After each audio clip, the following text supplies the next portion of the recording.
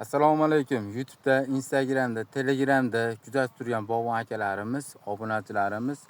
Bu videoda ko'rishdan oldin like bosib ketishni unutmanglar. Bu videomiz juda ham qiziq bo'ladi. Podpiska bo'lib obuna bo'lsalaring, shunaqa qiziq videolarni birinchilardan bo'lib ko'rasizlar. Bugungi sanamiz 2025-yil 2-aprel sanasida mana 2 yoshlik mana Skina navli gilosimiz mana gullab mana juda ham chiroyli bo'ldi. Bu gullarini mana olib tashlash kerak.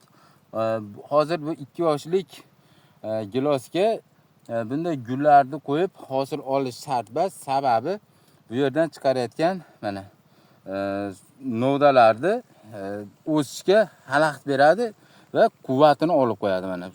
Agar sizlar shunaqa o'zini chaynatadigan giloslardan ekkan bo'lsalaring, mana shunaqa qilib mana gullarini olib tashlaysizlar.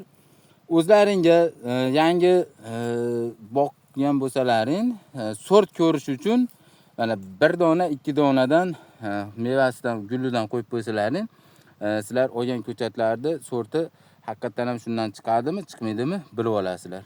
Agar bu videomiz yoqqan bo'lsa, like bosib ketinglar. Boq qilaman degan tanishlarga, boq qilgan tanishlarga jo'natib qo'yinglar.